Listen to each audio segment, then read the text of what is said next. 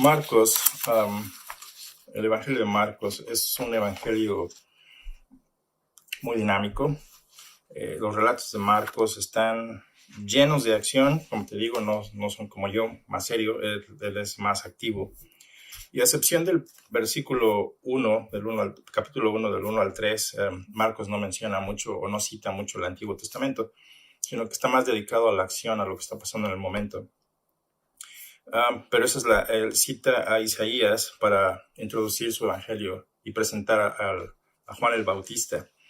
Si lees o leemos en el primer capítulo, los primeros 3 versículos, podemos ver cómo lo hace. Él dice en la versión de la Biblia de las Américas, nos dice: principio del evangelio de Jesucristo, Hijo de Dios, como está escrito en el profeta Isaías.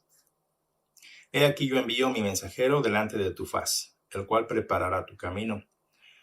Voz del que clama en el desierto, preparad el camino del Señor, haced derechas sus sendas. Y luego presenta a Juan. Este es el texto de Isaías. Y luego presenta a Juan. Juan el Bautista apareció en el desierto, predicando el bautismo de arrepentimiento para el perdón de pecados. Y acudía a él toda la región de Judea, toda la región de Jerusalén, confesando sus pecados. Eran bautizados por él en el río Jordán. Juan estaba vestido de pelo de camello, tenía un cinto de cuero a la cintura y comía langostas y miel silvestre. Y predicaba diciendo: tras mí viene uno que es más poderoso que yo, a quien yo no soy digno de desatar, inclinándome, la correa de sus sandalias. Yo os bauticé con agua, pero él os bautizará con el Espíritu Santo. Marcos capítulo 1 del 1 al 8. Y si notas, pues está lleno de detalles, ¿verdad? Se detiene, nos dice más acerca de Juan el Bautista, lo que él comía, cómo vestía, dónde lo hacía. Es dinámico, entonces está lleno de detalles. Como te dije, su énfasis está en la acción, pero algunas veces también incluye algunas de las parábolas del Señor Jesucristo. Marcos básicamente tiene puestos sus ojos en los acontecimientos más que en los discursos o en los comentarios, ¿verdad? La palabra que aparece 42 veces como luego o inmediatamente o sus sinónimos se repite 42 veces. Y significa inmediatamente después. Es como si yo te contara una historia de lo que yo estuve haciendo esta semana, ¿verdad? Y te dijera, por ejemplo, lo que hice esta semana. Fui a Home Depot y compré material. Y luego fui a comer, y luego visité a mi padre, y luego visité a mi abuela, y luego esto y aquello. Entonces, va de un momento a otro, pasa de una acción a otra, pero en esas transiciones él procura llenarnos de detalles, como lo acabamos de leer. Te decía que Marcos citó al profeta Isaías, el cual vivió 700 años aproximadamente antes que el Señor Jesucristo naciera. Alrededor del 750 al 680 antes de Cristo. Entonces, te decía, Marcos es uno de los evangelios que aparecen en la palabra de Dios, el segundo libro en orden cronológico. Entonces, veamos un poquito más acerca del libro y de su autor. Marcos era también conocido como Juan Marcos, es su nombre completo. Fue el compañero de Simón Pedro, y aquí hay un detalle interesante. Cuando estaba estudiando esto, cuando aprendía más, que no es la primera vez, pero indagué un poquito más acerca de Marcos, yo recordaba que era familiar de uno de los apóstoles, de uno de los mensajeros, pastores, maestros que el Señor utilizó, ¿verdad? El Espíritu Santo apartó a Pablo y a Bernabé para la obra del ministerio. Y recordaba que Marcos tenía algo que ver con uno de ellos, entonces me puse a indagar más. Y en la Reina Valera nos dice que era sobrino de Bernabé. Pero la palabra que aparece ahí es la palabra griega anepsios, y denota más una relación de primo más que de sobrino. Entonces, la traducción que hace la nueva, la versión inglesa NASB, lo traduce como primo más que como sobrino. La Biblia de las Américas en Colosenses 4:10 lo menciona como primo más que como sobrino. Entonces, si tú tienes esa Reina Valera y lo lees como sobrino, solamente recuerda que no cambia nada, no afecta el Evangelio para nada, ¿verdad? Es una percepción del traductor que es, bueno, no sé, no soy teólogo, pero lo puso como sobrino. Pero dice que es primo de Bernabé. Entonces, quizá más joven, pero es primo de Bernabé. Fueron compañeros. Pablo, ¿verdad? En su primer viaje fue compañero de Pablo en su primer viaje misionero. También fue un intérprete de Pedro. Y si lees 1 de Pedro 5:13, puedes verlo ahí también.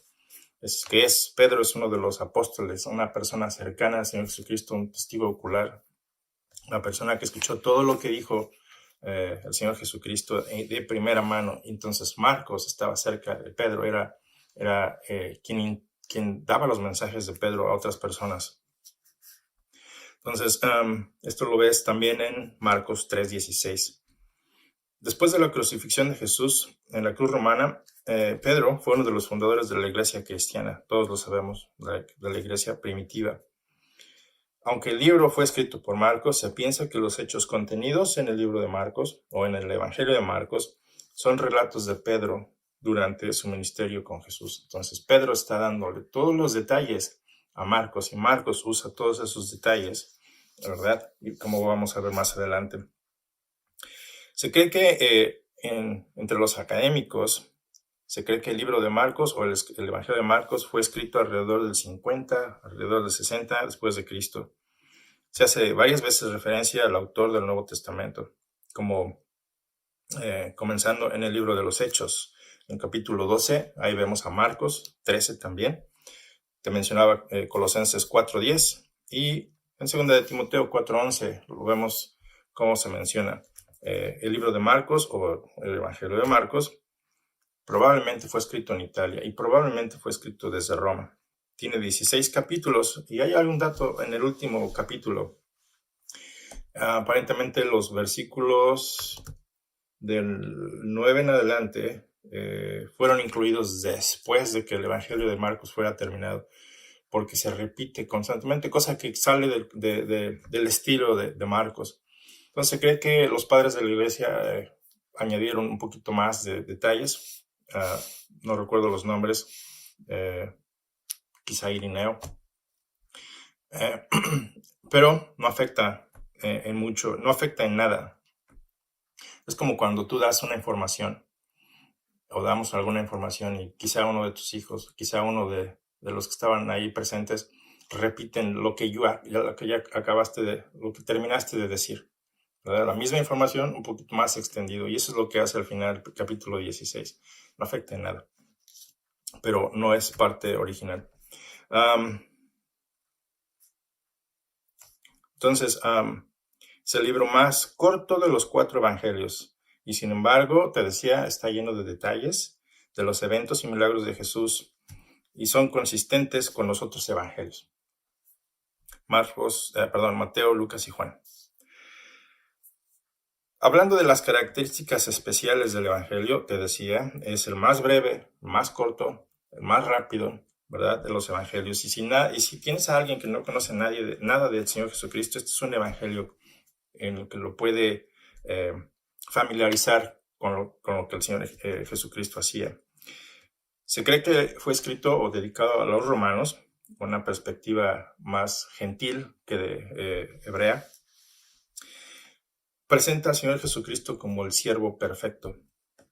No hay genealogía como lo hace Mateo, por ejemplo, y omite relatos de la infancia del Señor Jesucristo, como lo hace Mateo, precisamente lo hacen otros escritores.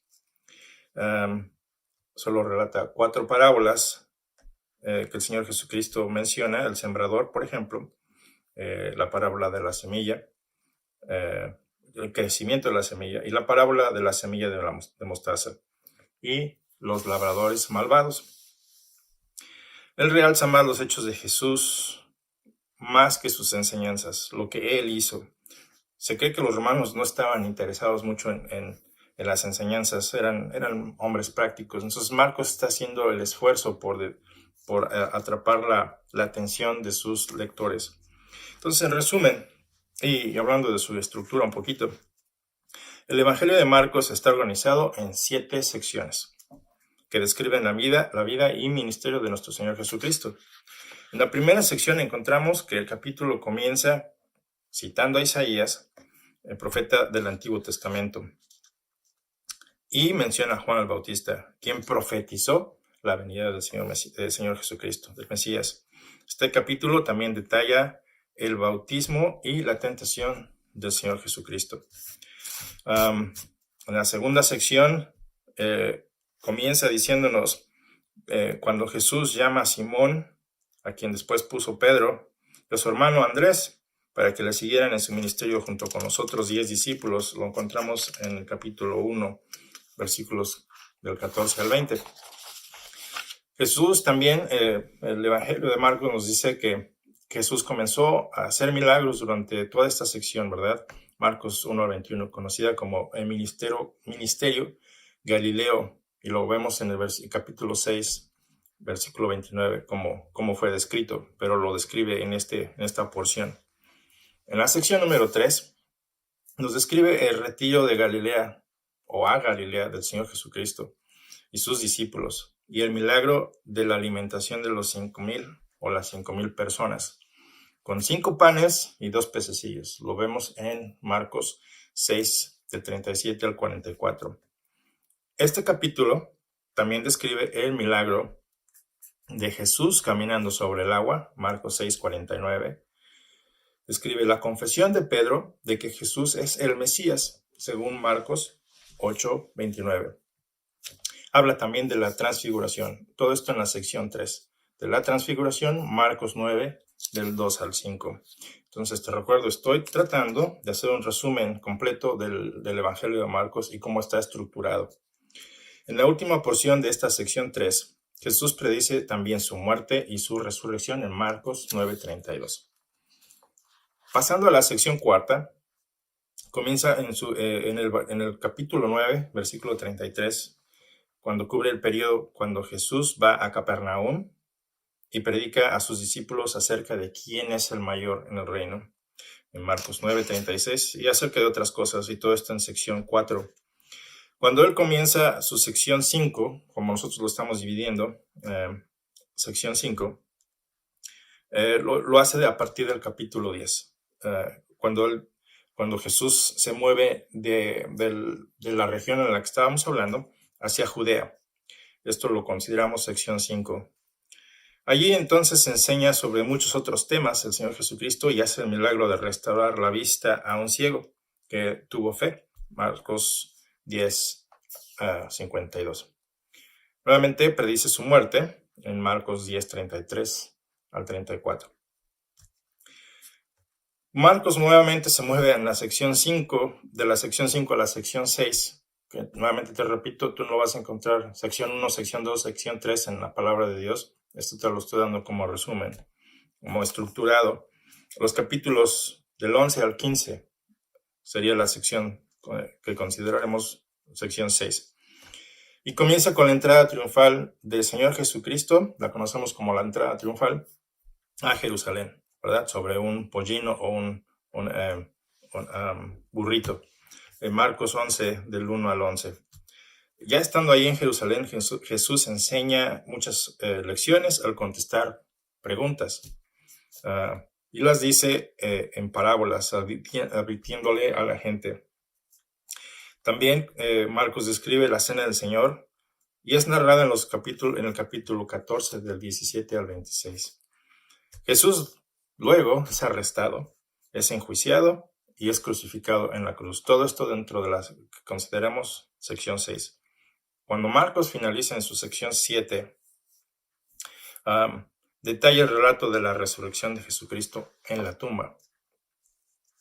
Entonces, después de lo expuesto sobre el poder y manifestación gloriosa del Señor Jesucristo, su pasión tenía que chocar con la mentalidad de los lectores. Marcos tenía que describir todo esto a los romanos, ¿verdad? Tenía que de alguna manera ponerlo todo junto para podérselos dar.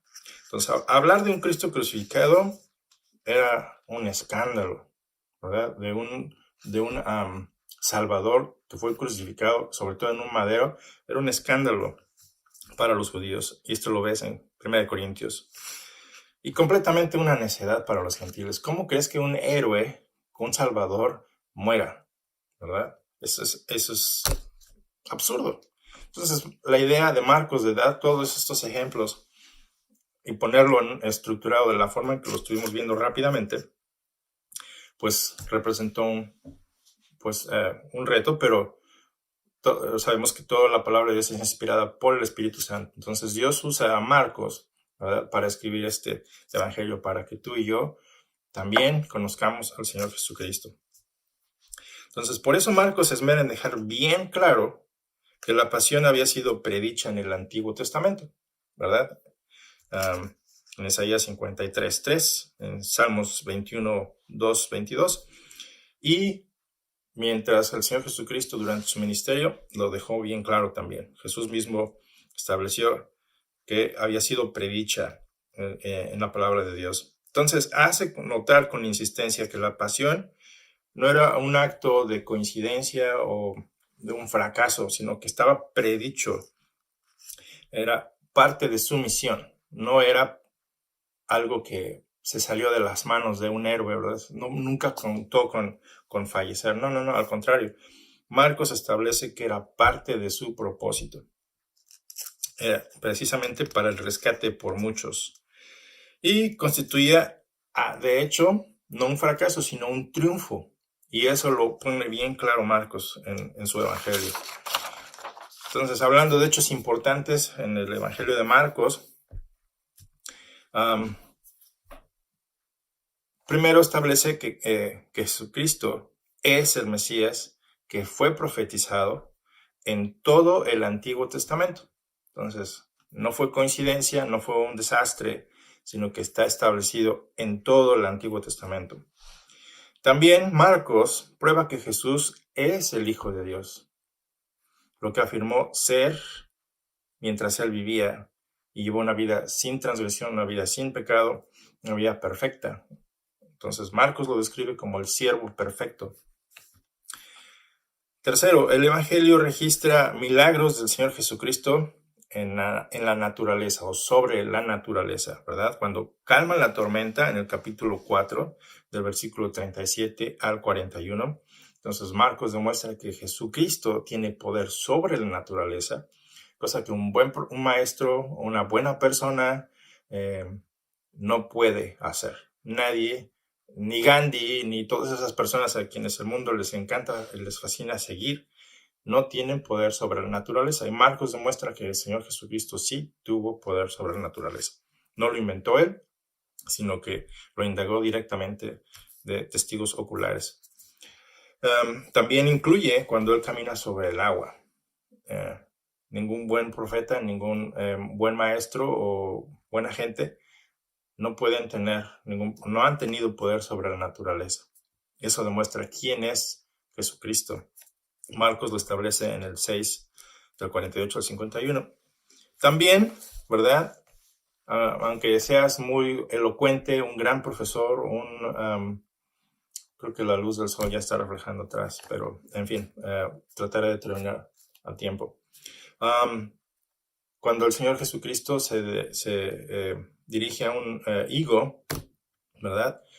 Y al no encontrar fruto, ¿verdad?, lo usa como ejemplo para los que están alrededor de él y lo maldice, el cual el árbol se seca al instante. Lo ves en Marcos 11, 12 al 14. Entonces sus milagros también incluyen sanidades de muchas personas.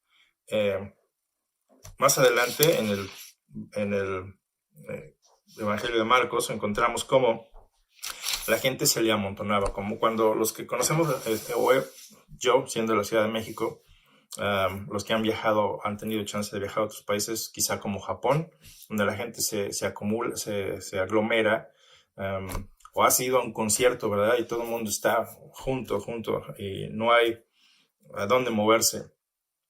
Así las personas de muchas regiones, las cuales describe aquí Marcos, ¿verdad? Acudían de Judea, acudían gente de Jerusalén, ¿verdad?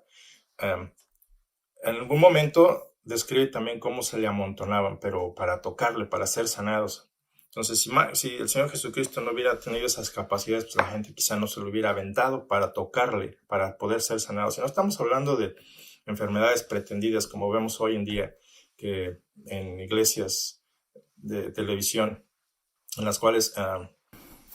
Entonces, Marcos describe cuando la gente se le amontonaba y con la necesidad de ser sanados de parálisis, sanados de ceguera, sanados por muchas otras cosas como endemoniados. Entonces Marcos lo describe. Y uno de los detalles que él incluye es la suegra de Pedro, en capítulo 1, del 30 al 31. Incluye al hombre paralítico, ¿verdad? El cual lo bajan de un techo. 2, 13 al 12. Nos dice, exactamente cómo baja desde el centro, ¿verdad? De donde estaba él parado, porque la gente se amontonaba tanto que ya no había forma de entrar donde estaba el Señor Jesucristo. Entonces estas otras personas bajan al paralítico ahí exactamente donde estaba el Señor Jesucristo. Entonces Marcos incluye estos detalles de cómo el Señor tenía poder para sanar a la gente que le había pagado, como a veces pensamos en estos días. Gente que pretende estar enferma o que dice haber sido sanada, pero no. También describe la mujer con el flujo de sangre en el 5, 25, 29. Al sordo y mudo, o sordo-mudo, en el 7. Jesús también exhibe poderes milagrosos sobre la muerte. Ningún buen profeta, ningún buen maestro o buena gente tiene poder sobre la muerte. No solo la muerte no solamente tiene poder sobre otras personas para resucitarles, sino que también al final describe cómo Él mismo tiene poder para resucitar, ¿verdad? Tiene poder para poner su vida y tiene poder para recuperar su vida o tomar su vida nuevamente para Él. Entonces lo describe perfectamente. Entonces, en general, estas son las características o hechos importantes del Evangelio de Marcos. Y así como me estoy yendo rápido en general con el libro de Marcos, así es como Marcos se mueve rápido, con dinamismo. Espero que sea una palabra correcta. Hablando de las resurrecciones que él menciona, él resucita a la hija de Jairo de entre los muertos, ¿recuerdan? Versículos 37 a 39 del capítulo 5. El hecho más importante en este evangelio, el evangelio de Marcos, es la evidencia de que Jesucristo venció la muerte a través de su resurrección de la tumba. Él probó que no hay ningún poder que lo pueda detener, que lo pueda vencer. Él tiene autoridad para perdonar pecados. Y como el Señor mismo Jesucristo se lo dijo a los fariseos, ¿qué es más fácil decir? ¿Tus pecados te son perdonados? ¿Verdad? O sanar a una persona. En este caso, Él demostró también, delante de muchas personas, que tenía poder para resucitar personas. Entonces, también demuestra que es el unigénito Hijo de Dios. Y finalmente, Jesús le da a la gente, cuando Él se retira, cuando asciende al cielo, instrucciones de cómo Dios desea que cómo desea que yo, la gente de ese tiempo, ¿verdad? Cómo desea Dios que tú y yo vivamos. Cómo debemos responder a circunstancias difíciles como la que vivimos en estos días. Cómo tomar nuestras decisiones concernientes a nuestro futuro eterno, cosas que el mundo no ve. Si tú pones atención, ¿verdad? Incluyendo a tu propia vida, ¿en qué está tu enfoque? ¿En qué nos enfocamos? En lo que estamos haciendo el día de hoy, ¿cierto? Voy a ser doctor, o voy a ser arquitecto, o voy a ser aquí y allá. Pero nunca tomamos decisiones para nuestra eternidad. O si sí lo has hecho, pues qué bien. Por favor, échame una mano porque a veces también se me olvida. Pero eso es lo que Dios quiere que tú y yo pongamos nuestra atención. Entonces Marcos hace el esfuerzo, ¿verdad? Con la ayuda del Espíritu Santo, con el poder del Espíritu Santo, porque no es una obra humana, de enfocarse y poner nuestra atención en esta situación, en estos detalles, ¿verdad? Que podamos responder y tomar esas decisiones para nuestra eternidad, concernientes a nuestro futuro eterno. Unos pocos ejemplos incluyen el tener fe, como Marcos 2.5, reemplazar con miedo o reemplazar el miedo con la confianza, Marcos 4.40. Incluyen detalles como creer en el poder de Dios, Marcos 5.36. Debemos seguir a Cristo, Marcos 8.35. Debemos entender la voluntad de Dios, Marcos 9.35. Acerca de los sacrificios que se requieren para seguir a Dios, Marcos 10.21. Cada palabra que está hablada aquí, cada palabra que está escrita en este evangelio, puede ser aplicada de una manera práctica a nuestras vidas, a la vida. Por supuesto, en un resumen de este evangelio solo puede proporcionar lo más relevante de lo que es el texto real y obviamente no puede reemplazarlo, pero esto es una vista general. ¿De dónde obtuvo Marcos su información? ¿Verdad? Te mencionaba esto. ¿De dónde lo obtuvo? Entonces, de los informes de testigos presenciales. No es algo que se le ocurrió, oye, pues sabes que voy a inventar una nueva religión, voy a hablar del Señor Jesucristo.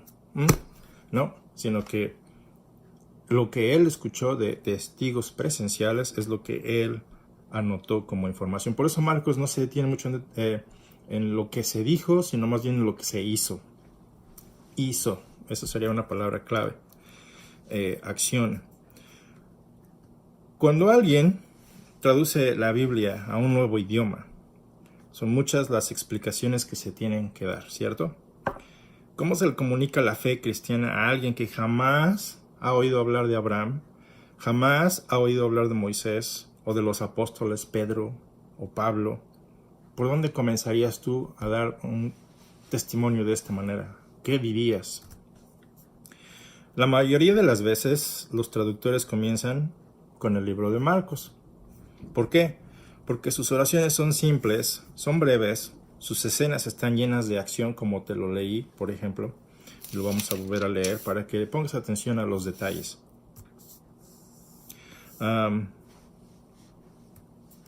Se prestan a una traducción más fácil también. Marcos se asemeja más a un diario que a un libro. Había sido escrito en primer lugar para una cultura extranjera, como lo es la romana o como lo fue la romana. Entonces las más comunes costumbres judías se explican entre paréntesis. ¿Qué relación tenía Marcos con Pedro? Bueno, el rasgo más interesante de Marcos es, para un lector que no conoce el Evangelio, ¿verdad?, es lo vívido que tiene en su escritura, en su carácter. Se lee como un relato de un testigo presencial, lo cual era Pedro. Entonces, los que estudian tales cosas llegaron a la conclusión o han llegado a la conclusión de que Marcos posiblemente recibiera su información de Pedro. Entonces, no es algo que yo te estoy diciendo, sino que muchos estudiosos han llegado a esa conclusión. Lo más acertado es que él recibió su información de Pedro, lo cual vimos fue uno de los discípulos más íntimos del Señor Jesucristo. Pedro, o alguien como él, aportó detalles confidenciales y creíbles. O sea, no nada más Pedro, sino que otros también aportaron información. Información como esta, en el capítulo 1, versículo 13, nos dice que Jesús pasó un periodo de tiempo en el desierto con las fieras. Cuando él iba a orar, se levantaba muy de mañana, siendo aún muy oscuro. Un detalle memorable para todos los discípulos de Jesús. ¿Por qué? Porque eran conocidos por su ocasional costumbre de dormir cuando no debían dormir, ¿verdad? ¿Quién más podría haber sabido ese detalle? Sino los que estaban ahí. Habló de medio de una tormenta furiosa. Jesús estaba en una barca, ¿verdad?, durmiendo sobre un cabezal, sobre el capítulo 4:38. La persona que le contó a Marcos lo que estaba sucediendo o lo que sucedió en el monte de la transfiguración describió los mantos de Jesús y sus acompañantes como muy resplandecientes, muy blancos, tanto como la nieve. Pero también agrega que ningún lavador en la tierra los podría haber hecho tan blancos. 3, capítulo 9, versículo 3. Entonces solamente Marcos nos dice que Pedro se sentó con los guardias durante el juicio de Jesús. Solamente Marcos nos dice eso. Calentándose al fuego. Es un detalle que solamente Pedro sabe, ¿verdad? Entonces los detalles en este evangelio son muy importantes. Te sugiero pues que leas a través de en esta semana, leas el evangelio de Marcos. Pon atención a los detalles.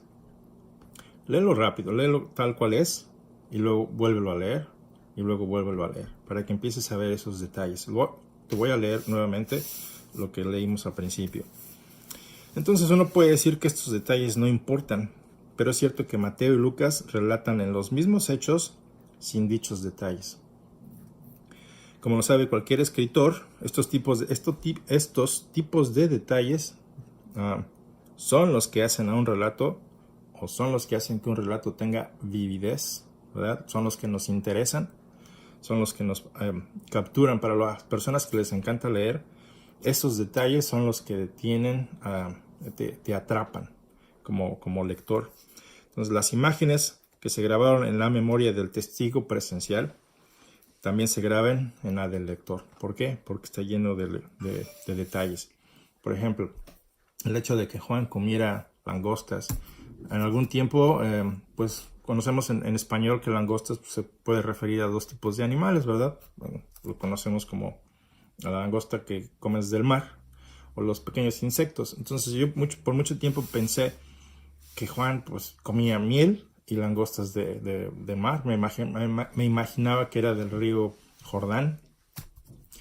Pero ya conociendo más en detalle y haciendo un estudio más breve o más conciso de la palabra original langosta, pues tiene que ver con los insectos. Pero eso es lo que él comía. Yo, no, gracias.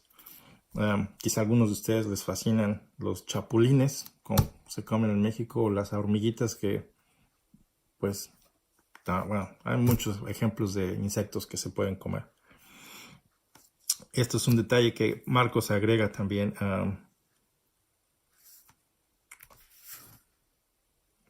En fin. Marcos podría haber contado sin mayor detalles todos los casos de la gente que Jesús curaba. Todos los casos que él curaba, pudo haberlos ignorado sin detalles, ¿verdad? Pero Marcos incluye muchos detalles. Las cuenta de esta manera. Un ciego, arrojando su capa, se levantó y vino a Jesús. Lleno de detalles. Y después habla de un paralítico que fue curado. Se puso en pie. Todos se asombraron y glorificaron a una, diciendo: nunca hemos visto tal cosa. 2:12. En general, hermanos, esto es un resumen breve, espero, ¿verdad?, del Evangelio de Marcos, del cual estaremos aprendiendo más acerca del Señor Jesucristo a través de los ojos de Marcos. Y te leo nuevamente el texto con el que inicié, en la versión de la Biblia de las Américas, mi versión favorita. El Evangelio de Jesucristo según Marcos.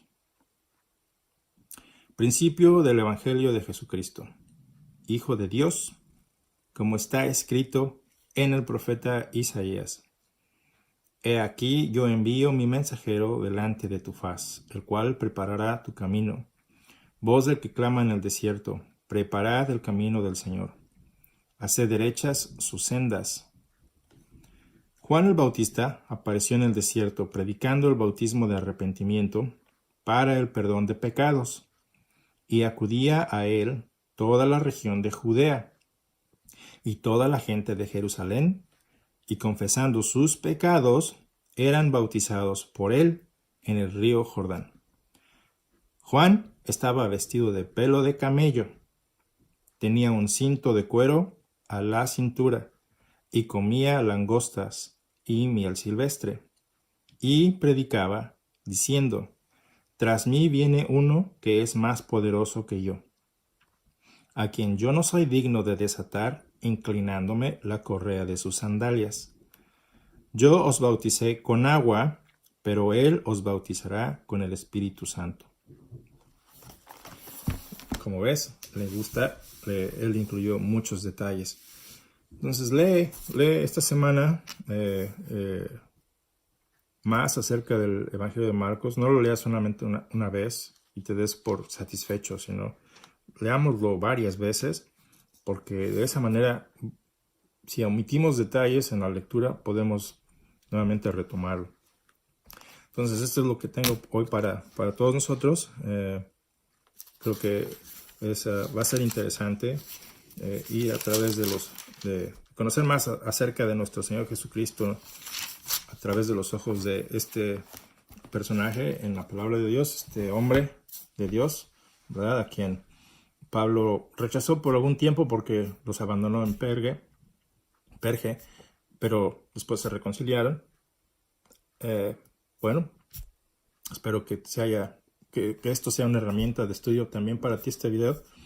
Y pues te mando saludos, por favor, los que me conocen, pues no dejen, bueno, pues llaman un texto o algo. Todo es bienvenido. Así que Dios les bendiga y bueno, lo mismo para mí. De los que tengo la información a la mano, pues les echaré les enviaré un texto o una llamada.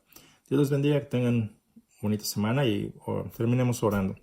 Padre bendito, te damos gracias por tu palabra y te rogamos, Señor, que nos permitas conocer más acerca de nuestro Señor y ver todos estos increíbles detalles que tú pusiste usando a Marcos, Señor. Te damos las gracias por ello. Entonces bendecimos tu palabra, bendecimos tu nombre y rogamos que en la misma manera, Señor, tú bendigas nuestras vidas con tu presencia a través de tu palabra, Señor, y bueno, pues nos permitas estar listos para tu regreso. No sabemos si es en nuestro tiempo o una siguiente generación, no sabemos, pero como responsables delante de ti, ayúdanos a estar siempre listos, viviendo en esa actitud, siempre listos. Bendito sea, Señor, te agradecemos por todo. En el nombre de Cristo. Amén.